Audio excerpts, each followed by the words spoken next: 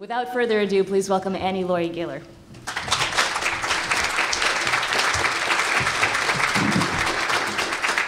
Thank you. I'm going to make a few brief remarks and then introduce the panelists and get out of the way.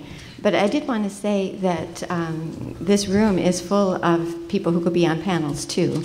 So if you haven't introduced yourself to your sister neighbor, I mean, we have the editor of the Humanist magazine here. We have Linda Lascola, a researcher working with Daniel Dennett on the Clergy Project.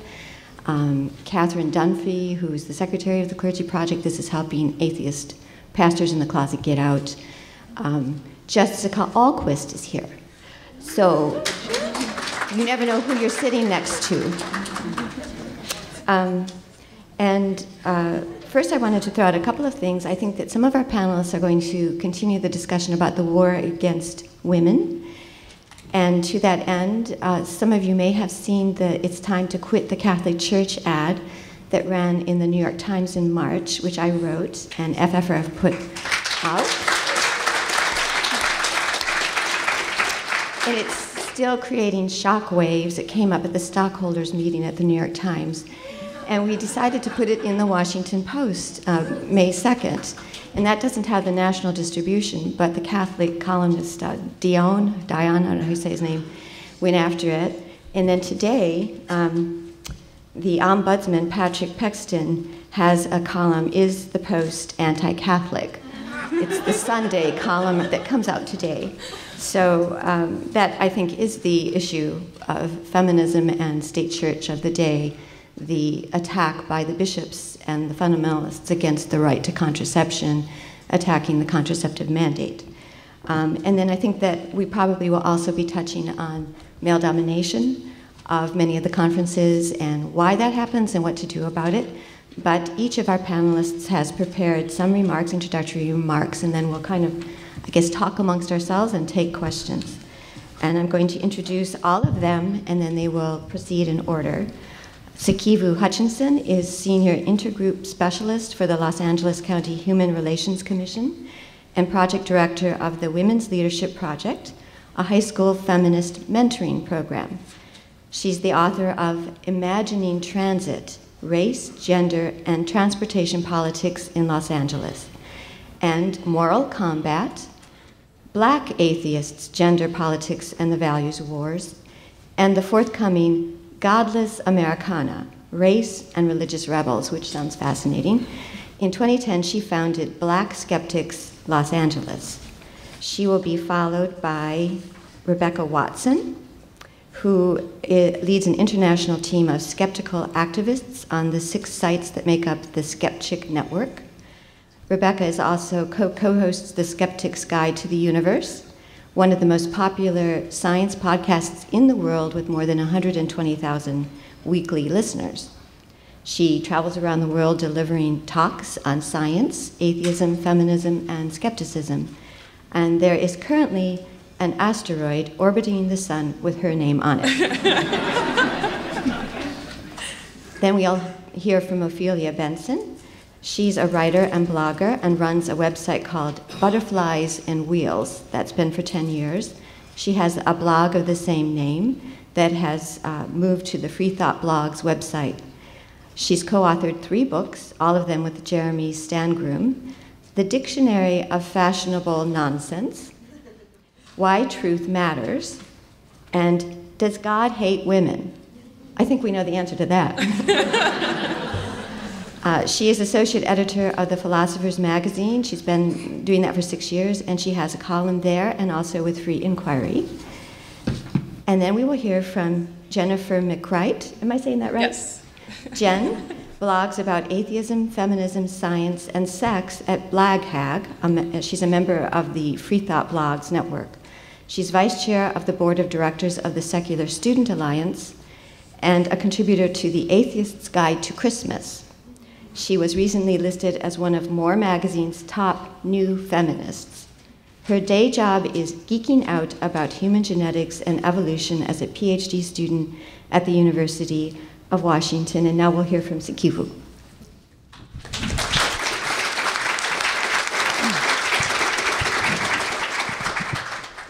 Good morning, good to be here.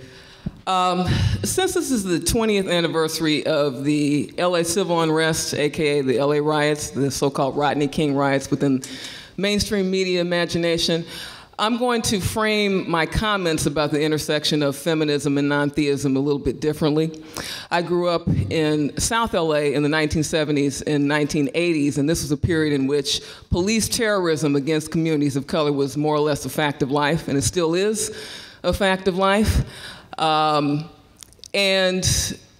this was a period in which the LAPD was led by a white supremacist named Daryl Gates that some of you older folk may be familiar with, the Daryl Gates regime.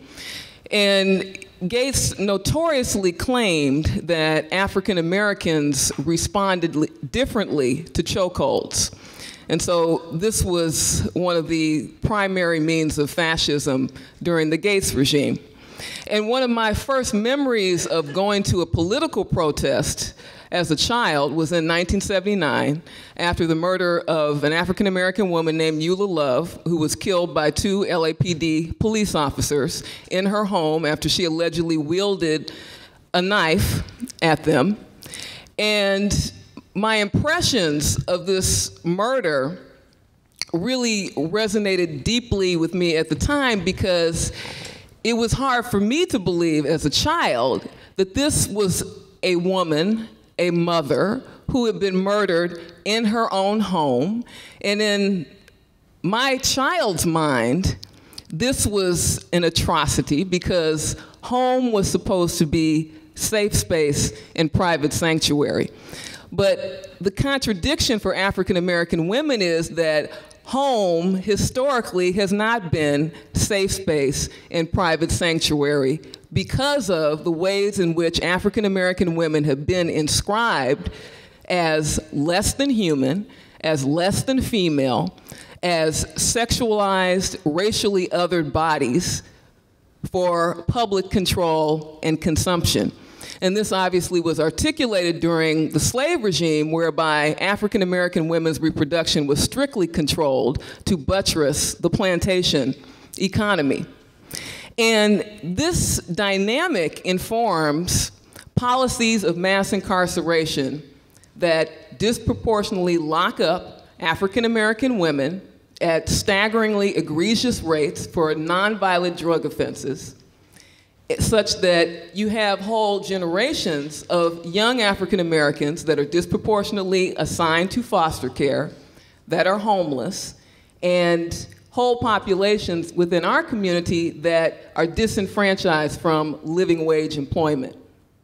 And so the question for me as an African American humanist feminist is, we cannot frame the so-called war on women strictly in terms of a Christian backlash against abortion rights and family planning if we are not looking at the degree to which women of color have been institutionally criminalized by policies of mass incarceration that intersect with the foreclosing of reproductive justice. So for example, this narrative that's emerged with a vengeance over the past couple of years that Black and Latino women in particular are dangerous breeders is informed by all of this fascistic fetal homicide and chemical endangerment policy that we've seen, over the past couple of years passed in Bible Belt states like Alabama and North Carolina and South Carolina that disproportionately criminalizes and targets pregnant African American and Latina and Asian women, as well as white working class women, has locked up scores of poor working class women on the grounds that the rights of the quote unquote fetus supersede those of the so-called criminal pathological drug using mother. And there have been national activists like the National Advocates for Pregnant Women that have really come at the barricades in looking at radical intersectionality. How do these policies, again, force and police women into these positions where their constitutional rights are fundamentally being abridged and basically gutted? concomitant with that, there has been a House Republican subcommittee bill that was submitted last year that would prohibit so-called race selection abortions. And this is public policy that was trotted out in Georgia, and fortunately was smacked down by the Georgia state legislature. But it's based on this propaganda that somehow abortion is a leading cause of death for African Americans. And this is rhetoric that was marshaled by a national billboard campaign that was funded by far-right radical groups, the Latino Conservative Partnership and the Radiance Foundation.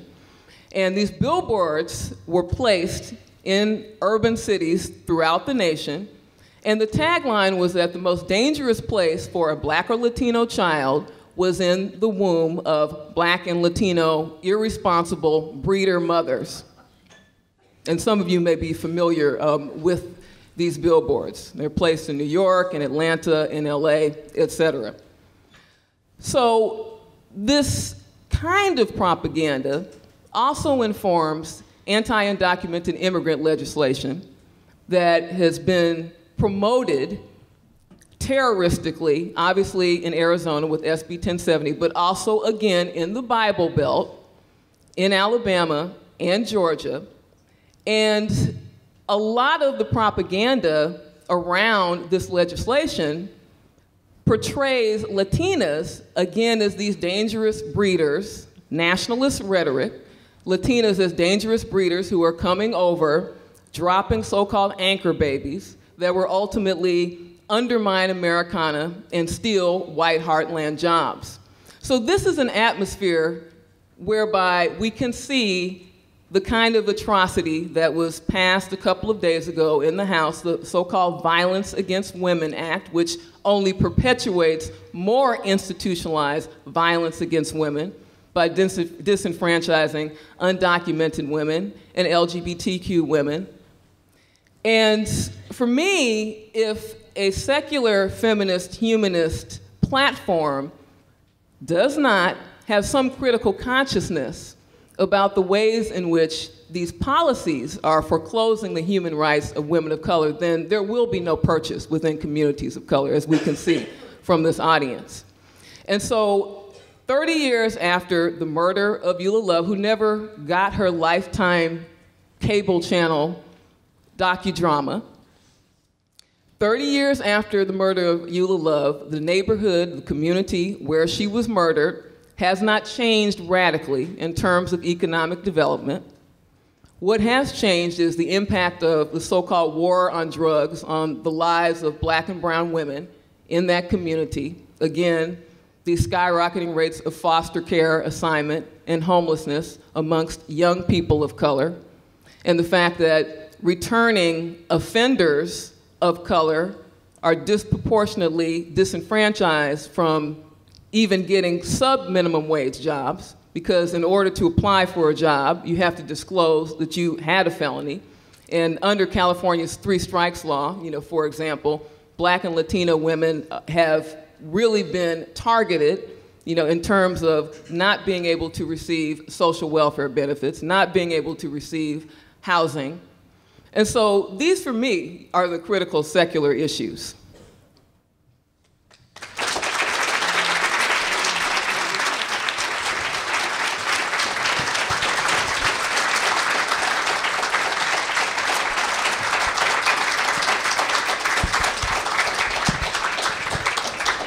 Can I just say that it's part dream, part nightmare to be on a panel with someone as awesome as all of these ladies, and particularly Sikivu. I've never seen you talk before, and so to have to follow that is terrifying. Thank you. I'm reminded of the recent fear-mongering news about minority babies now outnumbering white babies, and the satirical newspaper The Onion's response, which was, there was another time when babies of color outnumbered white babies in this country, but we took care of that. So I want to first address something that Susan Jacoby said earlier, because as I'm a skeptic. I run Skeptic, and I'm on the Skeptics Guide to the Universe. And Susan said that skeptics are more male and more conservative, and I'd like to defend skeptics. I'd like to, but unfortunately I cannot. I do talk a lot about the intersection of feminism and secularism, of feminism and atheism, and feminism and skepticism. And whenever it comes up on the Skeptics Guide to the Universe, as it recently did when I was addressing the recent New Hampshire bill, which luckily did not pass, but had it passed as originally written, it would have forced doctors to give pseudoscientific information to patients, which is the perfect sort of news story for us to talk about on SGU. And so it's odd that it would inspire angry emails. The reason why the angry emails came in is that the patients who would be lied to were women seeking abortions. And I was told point blank that that's not science news. Can we please, actually, I think I have the quote from the emailer. Me, it's always addressed to the men. The emails are always addressed to the men, not me. She goes on to opine on the contraception issue. This is science? I would like to suggest that you folks return focus to topical pseudoscience debunking and let that drive your science discussion / education efforts, i.e. creationism, ID, Darwin, evolution. You are not doing our cause any good by wandering into disputatious feminist, leftist, or insular academic intellections. That email is wholly unremarkable. I get many like it every time I mention anything that involves crossover between feminist issues and skeptical issues. I found that atheist audiences are generally a little bit better. I've been giving a lot of talks in the past several years specifically about feminist topics and where they cross over with secular topics, specifically because I know I'm speaking to an audience of mostly men, usually. This is nice, by the way. This is nice. So I know I'm speaking to an audience that doesn't necessarily share my views on feminism, so I trick them. One of the first talks I gave was called Why Chicks Matter.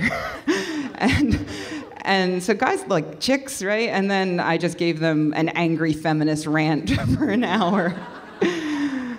It worked, and I spoke about topics like the hunting down and murder of witches in Africa, for instance, which affects mostly older women and children. That's a really good skeptical secular topic. That's the sort of thing that I think these groups should be discussing more of, but they generally leave it to the feminists to take care of. There's also the pseudoscience that supports female genital mutilation. For instance, FGM it makes women cleaner, is one thing that is completely wrong. And usually when I talk about these topics to atheists, they accept these issues, they understand them, and they agree with me on them. Although I should mention that whenever I mention female genital mutilation, every single time, you know what I'm going to say.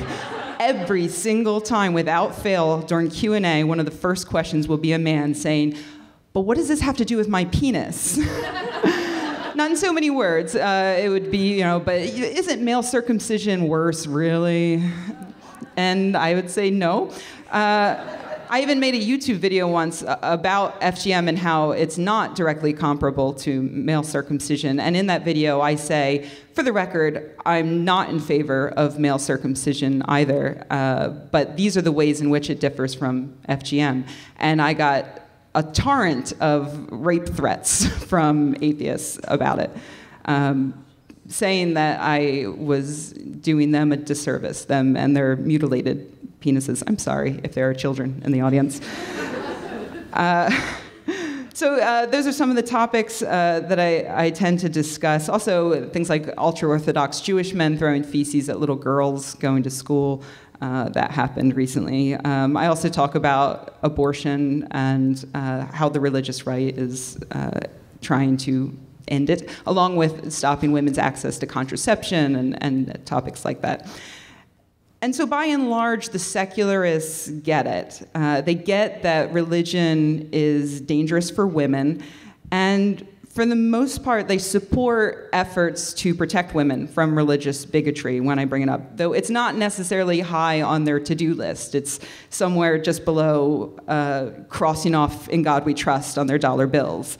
But for the most part, they get it. So you'd think I'd be happy when I recently saw video from Australia. There was recently a global atheist convention in Australia, and there were Muslim protesters outside. And the atheists counter-protested. They were outside facing off with the Muslim protesters. And in this video, you can see the atheists start chanting, "Where are the women? Where are the women?" Because all of the Muslim protesters were male. And what's very interesting in the video is you can see that pretty much all of the atheists are male. But at no point does any one of them develop self-awareness and go like, "Where are the women?" No, seriously, where are the women? And just a day or two prior to that, at that convention, their entertainment consisted of several stand-up comedians, one of whom was Jim Jeffries, who, if you haven't heard of him, pat yourself on the back and then just forget I ever said this, because it makes the world a little worse to know about him. He, at the conference, as part of his bit, he literally talked about how much he hates women.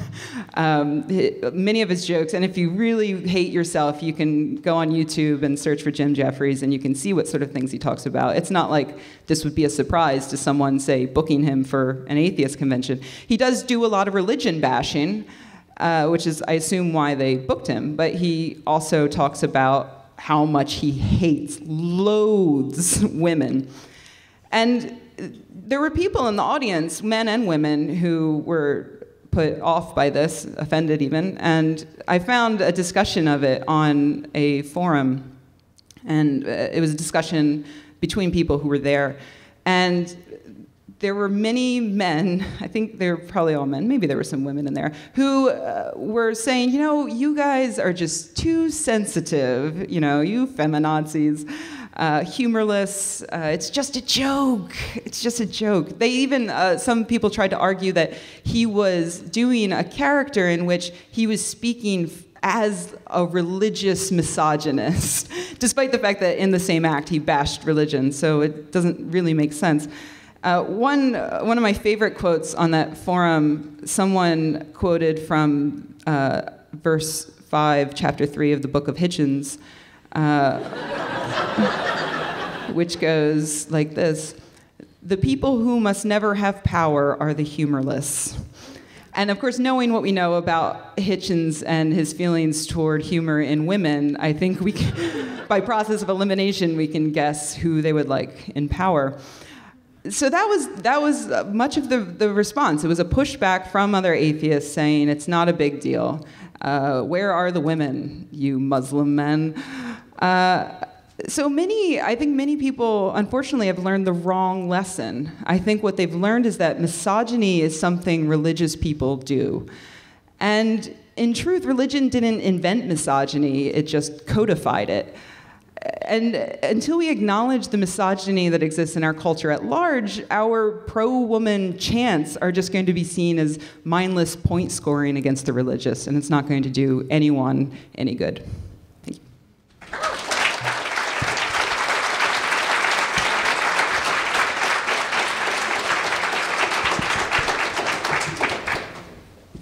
Okay, so now it's my turn to have a tough act to follow.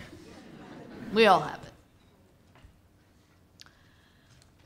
A lot of what we're talking about here is the connection between atheism and feminism and the relationship between the two, and why there's a certain tension between the two. And I think one reason for that has to do with what happened starting with second wave feminism, and the fact that it didn't carry all before it instantaneously. And sexism seems to be very entrenched.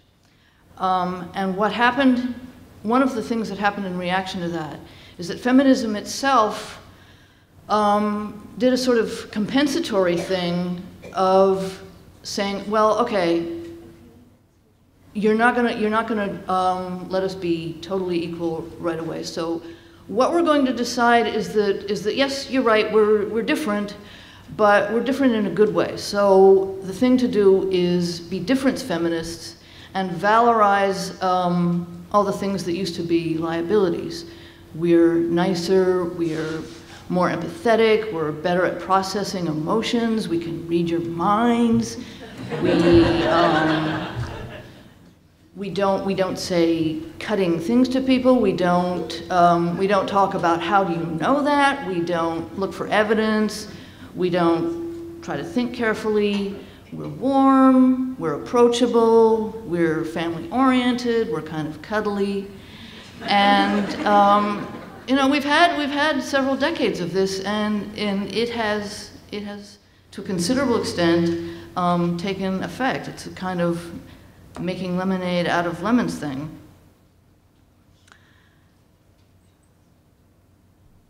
So what the result of that is that you get the good old Victorian angel in the parlor. And the thing about the angel in the parlor when it comes to atheism is the angel in the parlor seems like exactly the wrong kind of person to put into a battle against God. One, because she's an angel, and two, because she's in the parlor.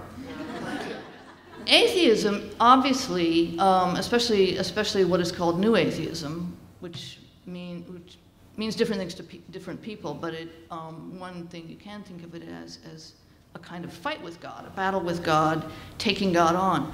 That doesn't seem to be a job for people who make a big deal out of being warm and approachable and empathetic and above all, nice.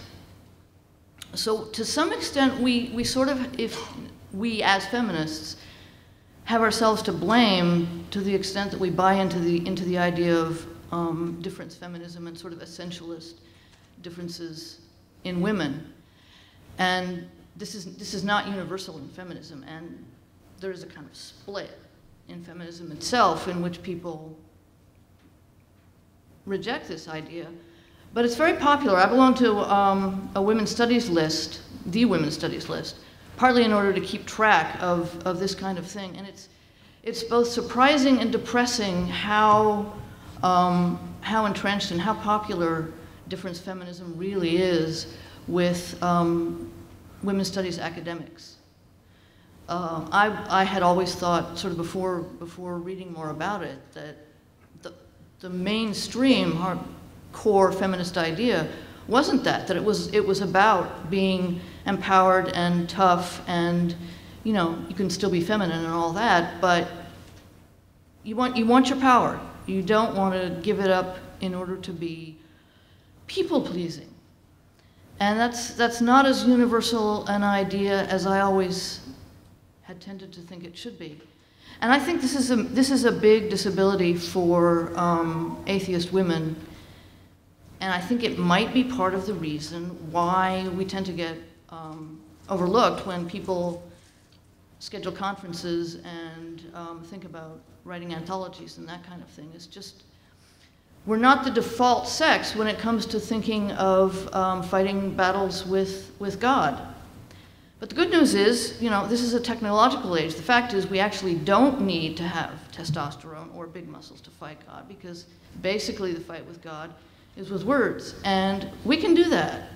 We can do that just as well as men, and some of us can do it better than most men. These are all averages, but that means there's room for plenty of them at the top. But things don't change easily, and my favorite recent example of how unexpectedly you can find quite unabashed sexism even among people you expect to be progressive. And this was something on Twitter. Forgive me for making an issue of something on Twitter, but Twitter's good for finding stuff that people really ought to mind saying, but don't. Just ask Jessica Alquist.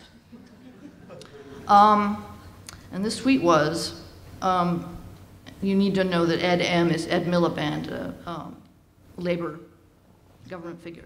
Quote, "What a hero. Fearless protester chucks an egg at Ed M and runs away, like a girl. Throws like a girl, too. Hashtag loser. Well, who wrote that tweet? It was a guy called Tom Harris. He's a Labour MP for Glasgow South. A Labour MP. Wouldn't you think a Labour MP would know better than to say, like a girl, throws like a girl too, loser? But he didn't. So if that kind of contempt for women and hostility to women is that entrenched even in people like Labour MPs,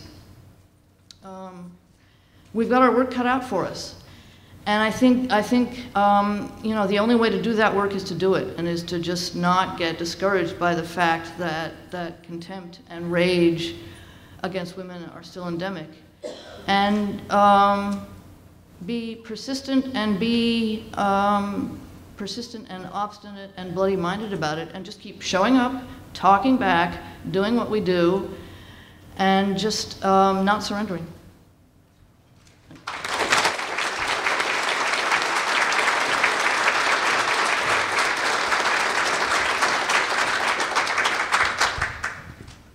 Now I have the terrifying task of going last after 3 wonderful speakers. I'm actually going to zoom out a bit into a more general look at the intersection of atheism and feminism. And when I started blogging, I was primarily talking about atheism. I started my blog to kind of document what my Secular Student Alliance group was doing on campus, the one I was president of. And so when I started blogging, I was mainly talking about atheism, and I garnered an audience of readers that were mainly interested in atheism. But I've always considered myself a feminist too, and so occasionally I would talk about feminist topics or where they intersect. And I always got the question of, why are you talking about this? You know, why, you're an atheist blog, you shouldn't be talking about feminism. And I've sort of developed a talk over the years where the main point is that religious belief and sexist beliefs are really similar in a lot of ways, and a lot of people don't recognize that. And the main one is just religious belief and sexist belief are both irrational and not fact-based. And I recognize that not all atheists are good skeptics or consider themselves skeptics, which is a problem in itself. But if you're a skeptical atheist and you argue against religion for rational reasons, you should also argue against sexism for rational reasons. And I've always said, you know, if some like really good concrete evidence exists that shows like a major differences between the sexes, I'm willing to accept that. I mean, I'm a biologist, I'm willing to accept there's some things that are different, but those things are like men have larger canine teeth than women, and we're not going to make ethical laws based off that. But the other thing, there are 2 more things about religious belief and sexist belief that are really similar that aren't as obvious to a lot of people. I think most people will accept that both are fairly irrational. And one is that it's the little things that often matter. For example, you know, there's a scale on how important maybe a topic seems and how big the effect is. So we can say, you know, if we had to choose between getting rid of "In God We Trust" on money and religious laws that exempt childcare, religious childcares from standards, and those exemption of standards lead to kids being sick and dying, you know, I would rather make religious childcares. If I had to pick between the 2, I'd pick religious childcares having to enforce those standards. I'm like, "In God We Trust," you know, minor thing. And the same thing goes if I had to choose between getting rid of female genital mutilation and people saying stuff like "throws like a girl." Obviously, one is a really huge issue, and I would get rid of female genital mutilation. But that doesn't mean that the little things don't matter.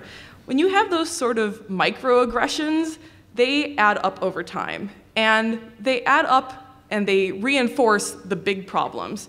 Because then people can turn in the US and say, oh, well, we have "In God We Trust" and money, and that is evidence that we're a Christian nation, so you shouldn't care about these bigger issues, because obviously we don't have separation of church and state.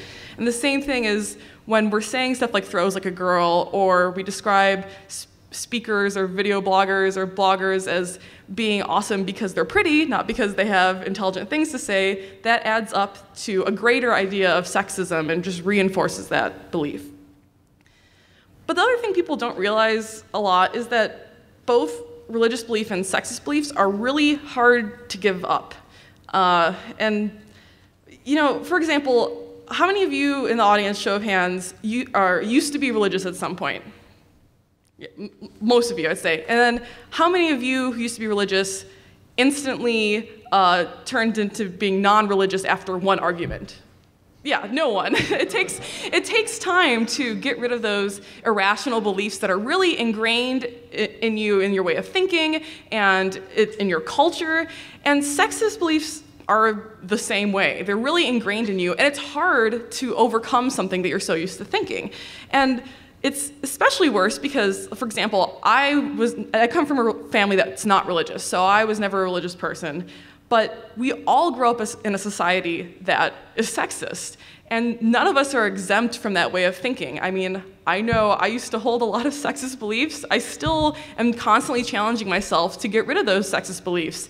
And it's easier to, overcome the big ones first, which is why I think a lot of atheists feel like, we're the heroes for women and religion is the misogynist thing, because we can look at the really obvious things like female genital mutilation and say, yeah, that's wrong, even though most guys still want to talk about their penises afterwards. But we can agree that that's wrong.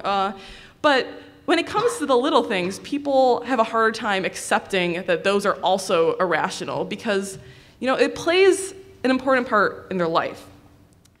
And I think one of the differences between religious belief and sexist belief is that a lot of people, when they give up religious belief, they give up a lot of beliefs that make them feel bad, that make them feel guilty, that constrict their behavior, and it can feel really like freeing in a way to be giving up that religious dogma and be able to be like, oh, I don't have to live my life this way, it's okay if I'm gay, it's things like that. It feels relieving. But that's true for, I think, women who give up sexist beliefs, but it's not necessarily true for all men who give up sexist beliefs, because there's a lot of privilege that comes with being a man that people they're not necessarily conscious privilege, it's a lot of times unconscious, and having to constantly re-examine that can make you feel like a bad person. It can be like, I'm not choosing to do this towards women, I'm not choosing for society to be this way, and so you see it as a personal attack instead of, trying to overcome it. And so I see a lot of men who are unwilling to address the little sexist things in their life because it may not benefit them as much to get rid of it. But the other thing is that, sexism affects men too. And I think this is something a lot of men actually don't realize. I try to talk on my blog, it affects men in the sense that, when things are called girly or feminine, it means it's bad. And so men get called girly as an insult, and they have to have this hyper-masculine view instead of attributes that they have, which is just as bad as, assuming a woman has to be very feminine. But it's just funny to me how many men don't realize how even the bigger issues affect them, how many men who don't care about the abortion battles or contraceptive battles because they're like, well, that's a woman's problem if they get pregnant. And I was ranting to my boyfriend about this. It was on International Women's Day, and I just had a slew of news articles come in about all the new abortion and contraceptive restrictions that were being passed in the US that happened to be on that day. And I was just so upset about it. I'm like, why is there this war on women? This is ridiculous. And he turned to me and he's like, it's like, this isn't just about women. I don't want you to get pregnant either. But yeah, good. But it was like, that was one of the first times I heard a guy being like, yeah, someone getting pregnant affects me too. And I care about your issues, not just because, I love you or care about you or like you're a sister or a girlfriend, but because, these sexist issues affect men too. And I think because so much sexism is really ingrained in this sort of irrational thinking, that's how it sticks. And that's why it's so important that we keep speaking up against it, because a lot of people, it's going to take a long time and a lot of challenging of their beliefs before they change their mind. But it does work. Like I said, I started as an atheist blogger, so I kind of tricked all these atheists into reading about feminism in a way, because they liked me enough for the atheist stuff that they stuck around. And I get more emails from people, men, who say they are now feminists or have feminist ideals than they did before, than people saying they're atheists now than they did before. And that's really encouraging to me, that a lot of them admit sometimes they had to read my blog for years before they finally got it, but they get it now. And so we just have to remember that, sometimes, we all start with these sexist beliefs, and sometimes people within our movement, including leaders in our movement, are going to say sexist, stupid things. And it's not just to write them off, but it's to confront them and say, this is why you're wrong, and accept when they admit that they're wrong.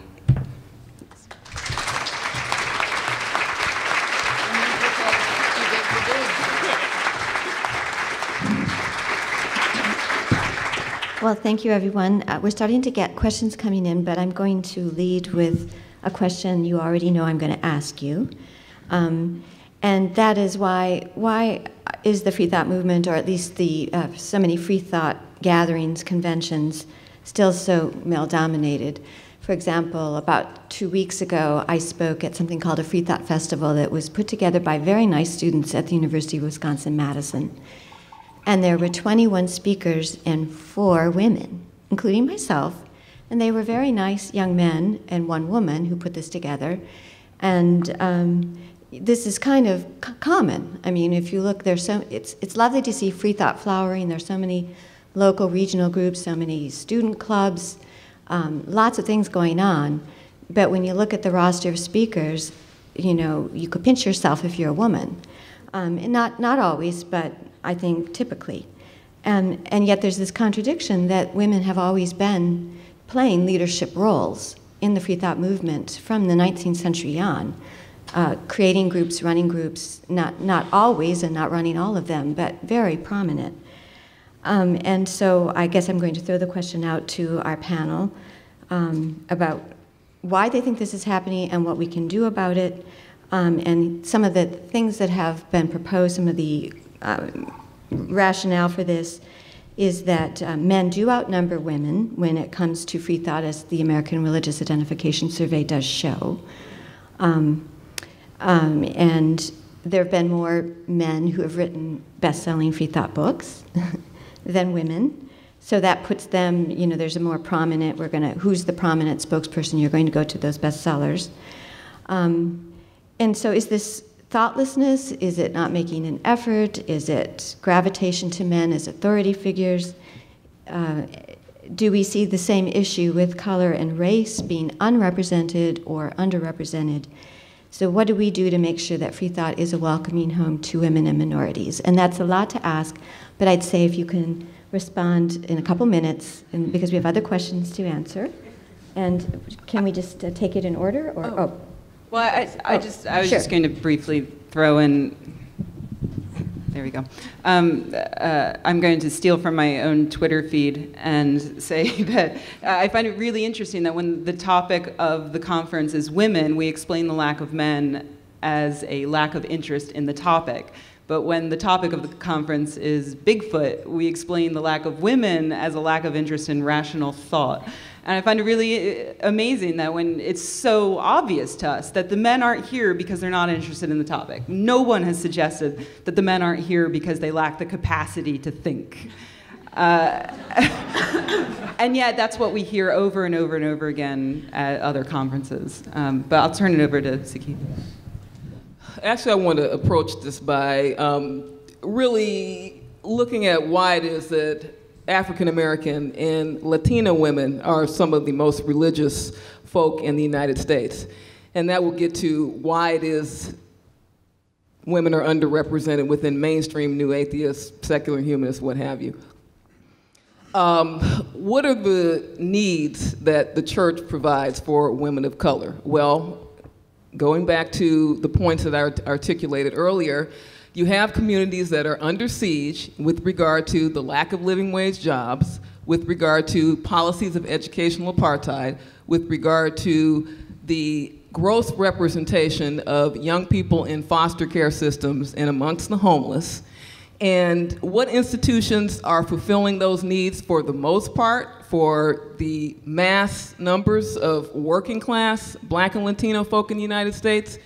It is, in some degree, church institutions.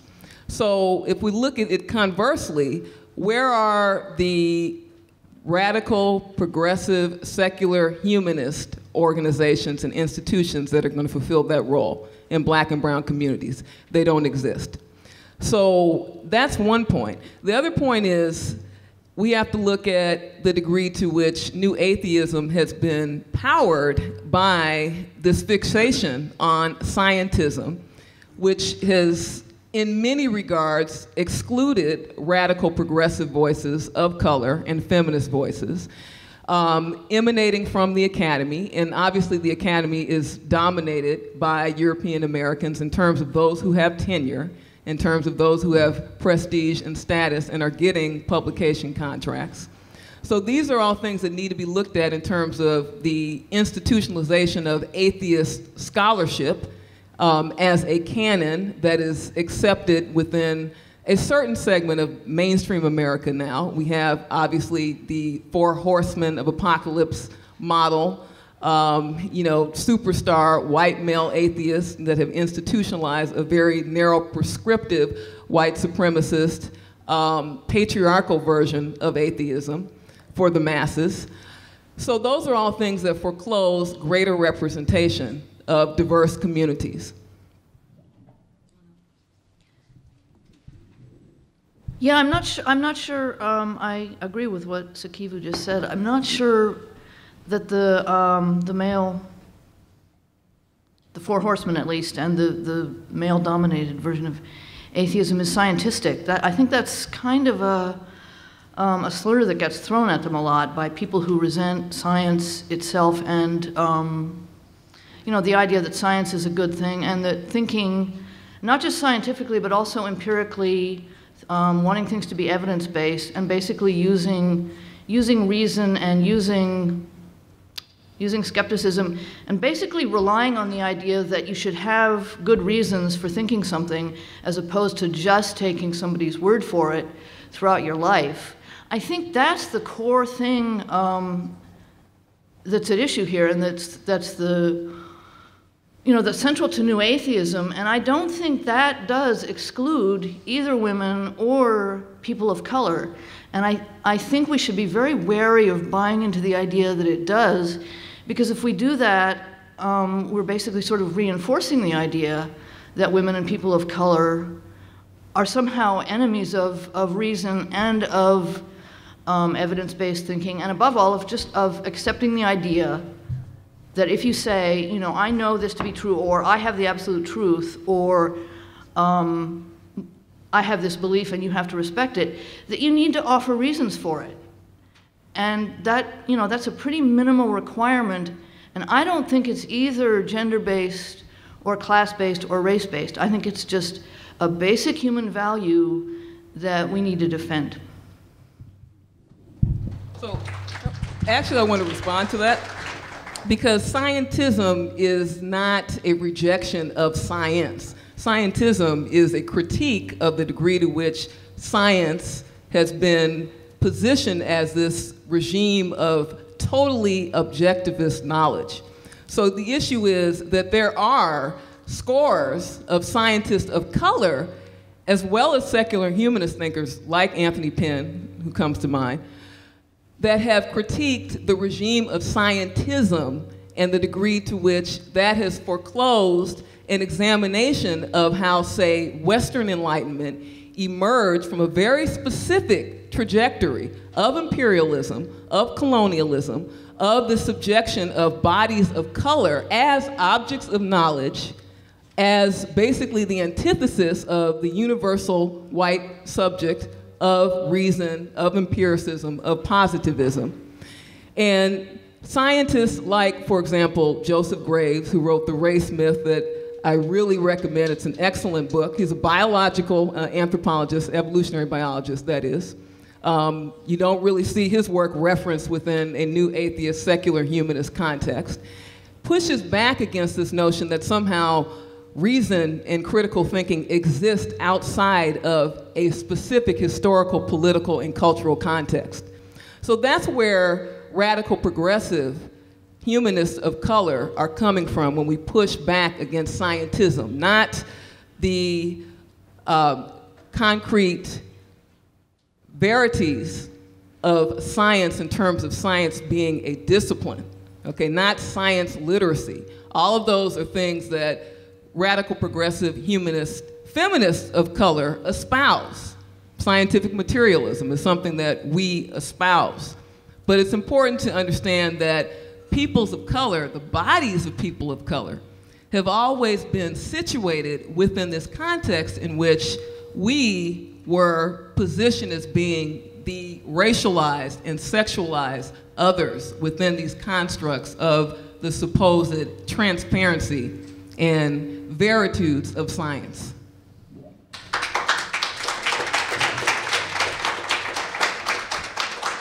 I'd just like to add to that, because FGM has come up a few times, and I should have mentioned this initially, but I didn't.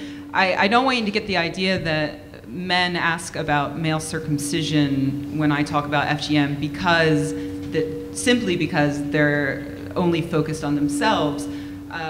There's a huge component of it that is just pure racism, pure othering of women of color. And I suspected it for a long time, and then that was confirmed when, after I made that YouTube video about the subject, someone sent me a message with his full real name. I checked out his profile. He subscribes to the Richard Dawkins Foundation YouTube channel. You know, he's one of us atheists. And he literally said that FGM might be worse on a case-by-case basis, but it doesn't matter because it's being done to black women in Africa. He literally spelled that out. And I don't think he's alone. I think that a lot of the men who want to focus more on male circumcision than on FGM are doing so because black women, particularly women in Africa, impoverished women, aren't human to them in any real sense. And it's utterly disturbing. And I bring it up because I want you to be disturbed too, so you know just how deep the problem is.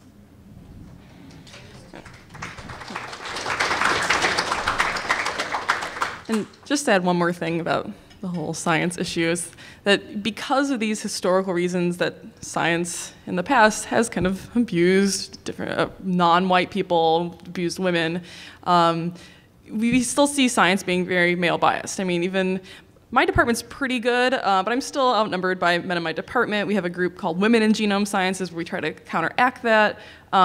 We have one African American in our whole department of hundreds of people. And because the skeptic movement tends to draw historically from science-based groups, you're already drawing from a group that's male biased, and so you're just going to have biased people that you're bringing in. But one thing I want to point out is that a lot of organizers and attendees they're not proactive about including women. They sort of have this view that I'm not being outwardly sexist, so the women should just come. We're not saying no women allowed at this conference. But they don't realize that, one, they are often being sexist, and they just don't realize it. But that, two, you have to be proactive, and that you get this sort of spiral of doom where if you don't have any women speakers, women feel less comfortable coming to your conference because it's implicitly saying that we don't care about women because we're not inviting them. And you just kind of get this cycle where if you have less women participating, then you have less women writing blogs and writing books, and less women who therefore can be speakers. And I know a lot of women who do speaking can probably share this, but we get invited a lot now because this is a big issue. People want to be more diverse. And so since there are fewer of us, we get booked really quickly, and we can't fit in many events in our schedule. And so there's a reason to be proactive in getting more women involved and then fixing the problem. But going back to the whole, well, we're not being outwardly sexist issue, it's just demonstrably false. To illustrate this, when I was about to go to my first big major atheist conference that I had been blogging for a while, I've been to like an SSA conference, but not like, well, SSA conference is big and major, but it's mostly student leadership focused, and it's not like more about like, ooh, famous person, and thousands of people are gonna go. And when I announced that I was going, Unsolicited, I got many emails from different individuals basically warning me which male speakers not to interact with as a young woman. And they were all these separate women who had no idea who each other were, telling me the same list of male speakers. And there's this kind of underground knowledge of who the sexist male speakers are. And when you get a bunch of women alone in a room together who have this knowledge, you get so many stories about the same people coming up. And for some reason, this isn't really public knowledge about who these people are, and they keep getting invited back to these conferences.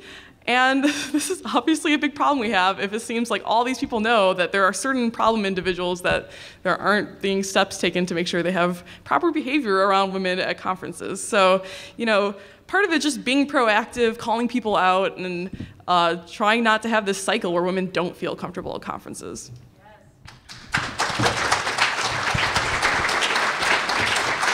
Annie, can I just do a quick point? Really quick, just to support what Jen was saying about the number of women at events influencing how many women are going to show up to future events. There's a very interesting study done in the past 2 years, I think. I'm not sure exactly when, sorry. But it was a study done on students in science, tech, engineering, math, STEM students. And these researchers showed them they split up the students into two groups, and they showed each group a video advertising an event for STEM students that they said that they were considering running. And one video had a 50-50 gender ratio, and the other video had, I think, a 1-to-3 with obviously more men, something mirroring what the actual STEM breakdown was. And the group, the women in the group that saw the video with more men were much less likely to want to attend, and they also specifically said that that event did not look like it was something for them. Men in both groups, it didn't matter, and women in the 50-50 split were much more likely to say that they would attend the event. So putting women up on stage helps women feel comfortable in the audience, and I think we can see that here today. And it happens every time I do a Skeptics in the Pub talk. The organizer will pretty much always tell me that this is the most women he's ever seen in an audience. So the science definitely supports that. There's a bunch of questions coming in, and first I wanted to read a nice comment. This is from Simon, I think. Is that Melody's husband? He said, as a male who makes an effort to purge sexist beliefs from his brain, my personal experience has been that it is quite a relief, similar to losing religious belief, especially every time I encounter the macho attitudes of less enlightened male acquaintances and co-workers. So that's a little feminist testimony.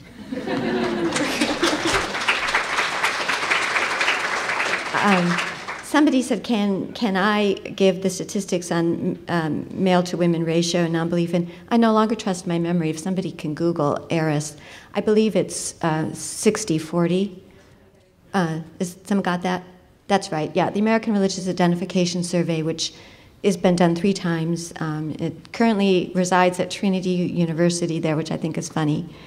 They have a secular department now, and they do this significant survey, and it's that nice survey that shows that the non-religious are the fastest growing segment of the adult population by religious identification at 15% and growing. This is adults only. But so we saw about 60% of the non-religious, they don't always call themselves atheists, which I don't think matters, are men, and 40% women. So that was ERAS 2008, conducted in 2007. So hopefully in another few years we'll get another survey. I understand they're looking for funding for that. And then we also see the Pew statistics on young people. It's as much of a quarter of the population of 15 to 29-year-olds reject religion. I do not know the stats on male-female. I assume they'd be pretty equal. Okay, so then, let's see. It's kind of hard for me to... Of those who identify atheists, the number is 70-30.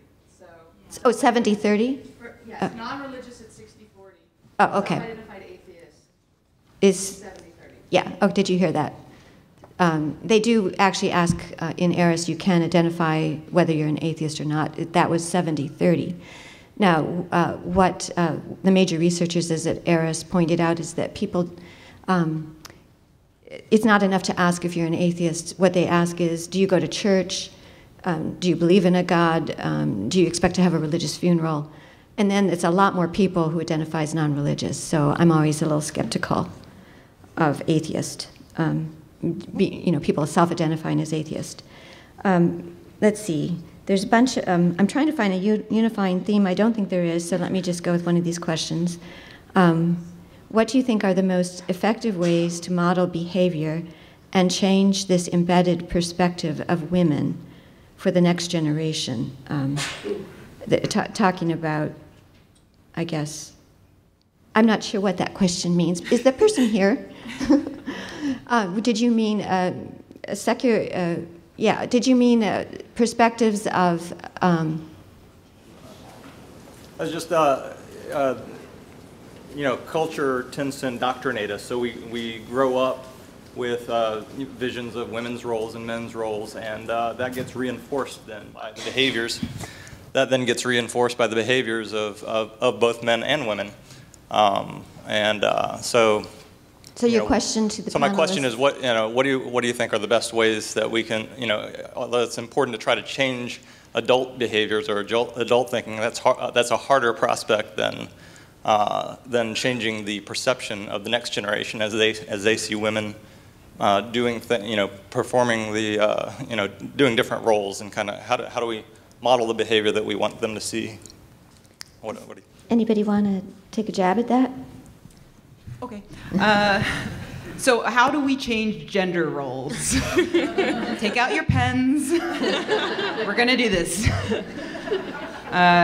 It's a very big. So how do you model? I mean, it's difficult because what we're talking about is a culture-wide belief system in a way. It's the way we live. Gender roles are so embedded in our culture that for instance, when you raise a kid, a lot of people want to model behaviors for instance, for their little girls, so they know that they can grow up to be scientists or anything they want. They don't have to be princesses, but by age 3, they are wearing the frilly tutu and loving the color pink, and they're like, what went wrong? And it's simply that culture is overwhelming. It is all around us. The good news is that there are signs that you can compensate for bad stereotypes. That's a bit redundant, but you can compensate for the effect that stereotypes have on us simply by telling people about the stereotypes and debunking them. For instance, stereotype threat is a real problem. It's what makes women, for instance, perform worse on math tests when they're reminded that women are bad at math before they take the test. This has been done again and again and again in study after study after study. And what researchers have found is that you can compensate for that you can remind women that women are supposed to be worse at math, but then you can say, but the science shows that women are just as good as men. And that makes the women do better. And not only do they do better, there was one study that showed that they did better than the men taking the test, implying that women have been working so much harder to compensate for the stereotype threat that when you remove the stereotype threat, they skyrocket ahead of the men. So it can be done, and I think that the main thing to do is to simply educate children and adults about stereotypes and in order to compensate for them. And I just want to add a plug for if you want to read one really good book on this subject, it's Cordelia Fine's Delusions of Gender, and she goes into these studies, and it's very depressing stuff. How insidious the stereotype threat can be, because you can't fix the effect of the stereotype, and this applies to racial stereotypes and gay stereotypes, all kinds of stereotypes too. You can't fix it by spotting the priming and saying, oh, well, but I don't believe that, because the very brain effort it takes, the cognitive effort it takes to say, I don't believe that, causes you to do worse, because it takes up cognitive function that you should be using for answering the test question. I think coming from the education perspective, that one of the greatest challenges for feminist educators is really trying to grow feminist young men, and culturally responsive youth leadership programs that really acknowledge that heterosexism and patriarchy and hypermasculinity are fueling intimate partner violence and sexual assault and HIV/AIDS contraction, are sort of on the front lines of doing that kind of work. So, for example, there are some, really great articles, books, documentaries that have been written by scholars of color, like Kevin Powell, like Byron Hurt, who has an excellent documentary called Beyond Beats and Rhymes, where he looks at the hypermasculinist mentality with regard to young men of color, and really tries to insert a feminist critique into the mainstreaming of hypersexual, violent images of young women of color in hip hop and rap. And he actually has done a lot of, very frontal anti-violence prevention work with young men across high school and college campuses. So that kind of activist outreach, where there again is an attempt to unpack how is it that these patterns of disproportionate intimate partner violence, particularly in communities of color that are underserviced as far as preventive resources are concerned, these patterns of violence, connect to this cool pose, this swagger, this hypermasculinity that a lot of young men of color adopt, as well as white men within the mainstream, which is why, we see, this uptick in terms of how women have been situated within the mass pornographic imagination, how that's really, really impacted the skyrocketing rates of STIs and HIV in high school campuses and middle school campuses as well. One quick thing about role models, since I think most of the points I wanted to make were made, is that when we're trying to expose our maybe children or friends to certain role models of how to be, a good feminist and not necessarily conform to gender stereotypes, we have to be careful to not equate girly with being bad. And I know this is something that when I was a young feminist, before I really read any feminist literature, was something that I did. I consider myself a feminist, and in order to be a feminist, I did the opposite of everything feminine. I never wore skirts, I never put on makeup, I never wore high heels. I saw those as inferior things that people were brainwashed and women were brainwashed into doing. I saw feminine activities as being inherently bad, and then I realized that is sexism.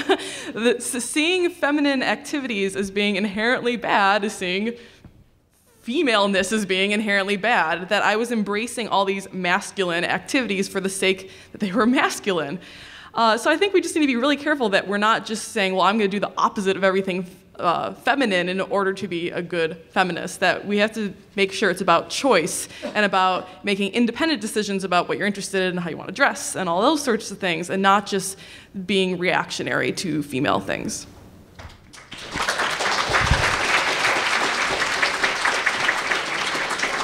So I think there's a series of questions here. Oh, how much time do I have left? Okay. I can't see that far.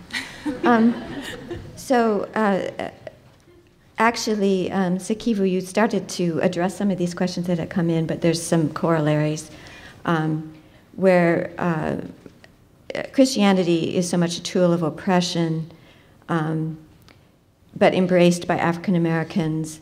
How can, and you started to talk about the church and the role of the church playing with the African American community, and that the humanists are not offering an alternative. This question is, how can the humanist movement more effectively reach this community more specifically? And also, going along with that, somebody said, Elsa, wherever you are, Elsa. I have seen objective thought and scientific reasoning used often to call into question the reality of sexism, racism, and dismiss minority experience. How can we combat it? So I think maybe all those questions could be addressed at once, possibly. quite a heavy Magic bullet. I'm sorry, what was the first one?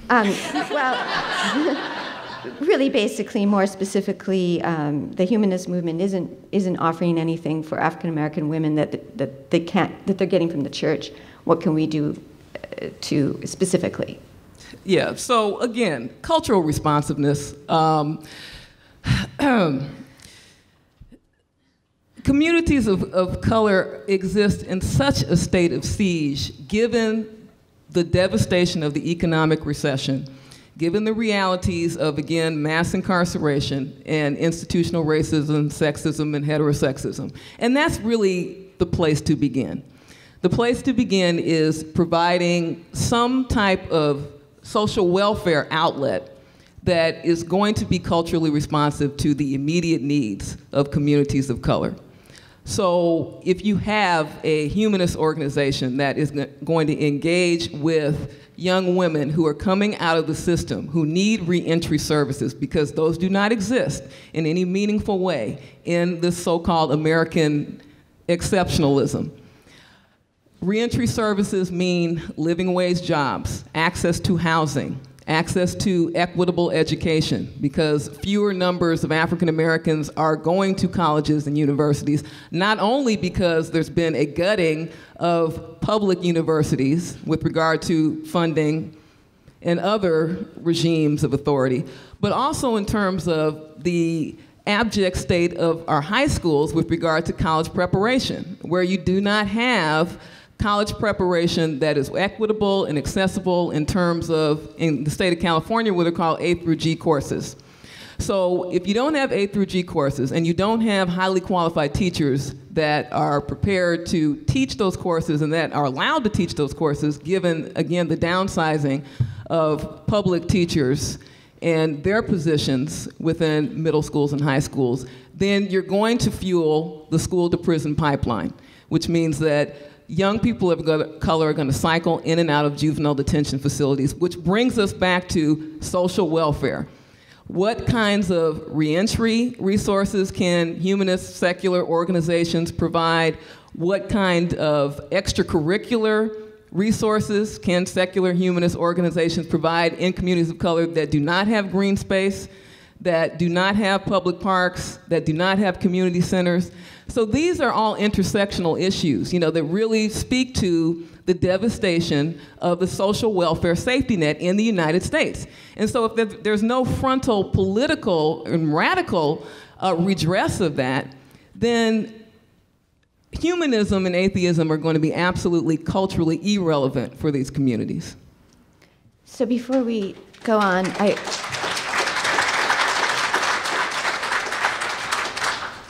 it seems to me that what you're saying is that, the government is failing and that the churches are seen as saviors of the poor or disenfranchised. But we shouldn't be looking to charity for basic human rights and civil rights, and that's really the problem. I think this is why the religious right doesn't want universal health care, because then they lose their role as helping the disenfranchised, even though they don't do it. Well, they know in Europe where you do have this safety net that the churches have become irrelevant. So the other thing I want to mention is, for those of you who are engaged in reproductive justice, highly recommend a documentary that was put out by Sister Song, which is an Atlanta activist organization spearheaded by African American women. Now, this pertains to the question, it's not off topic. What they did in this video to counter this assault on black women's reproductive rights with regard to these anti-abortion billboards and all the other legislation that I cited, is they actually partnered with an organization called the Religious Coalition for Reproductive Rights, which featured a lot of African American pastors who laid out why they subscribe to the notion that abortion is a human right, is a moral right. What has the secular humanist and atheist community done that's similar to that?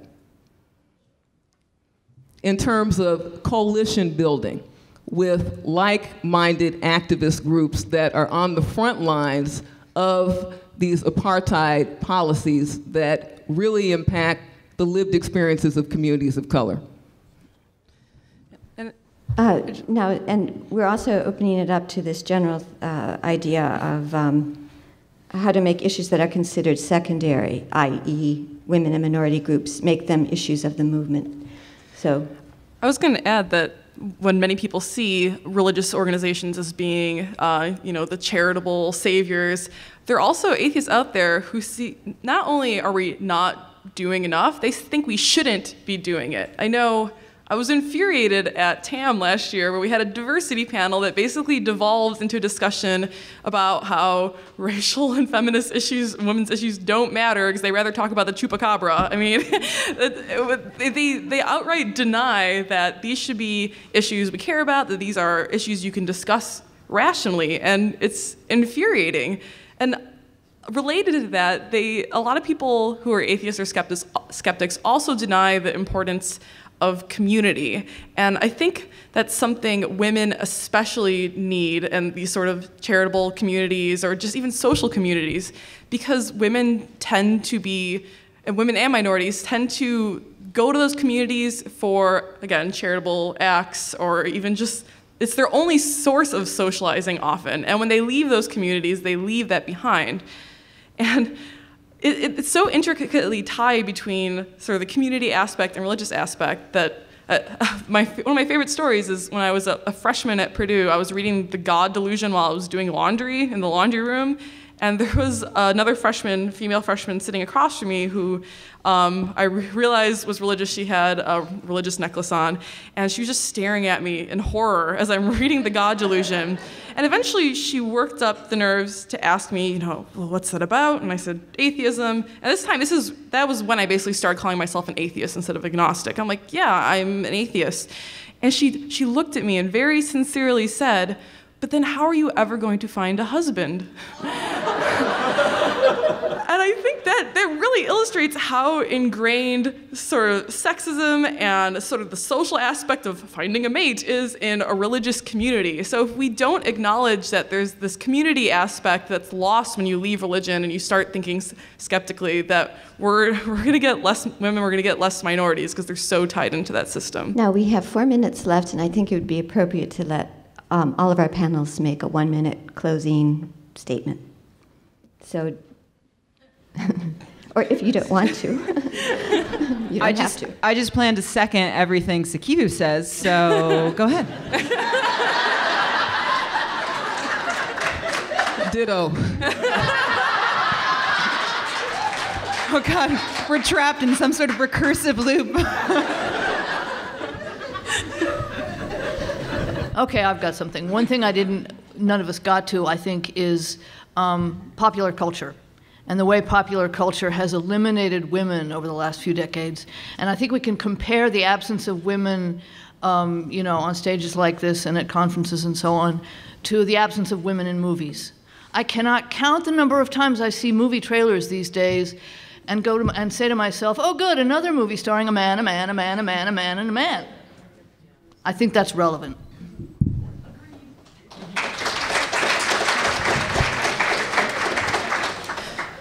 I guess one last thing I would like to say is that we need to feel safe in criticizing people, organizations that do and say sexist things. I know a lot of the bloggers in the room have experienced this. When they call someone out, they get endless amounts of crap about that. And often that crap includes angry, screaming phone calls and rape threats and death threats.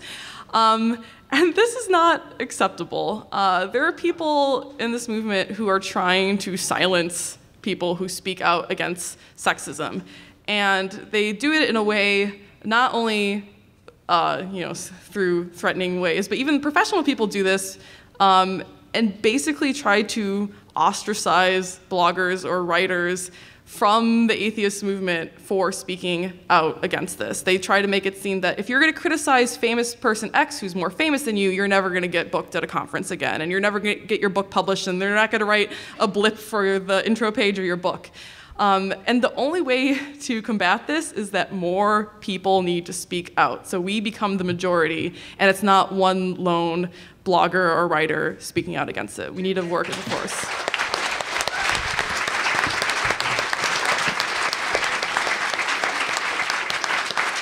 And we're out of time.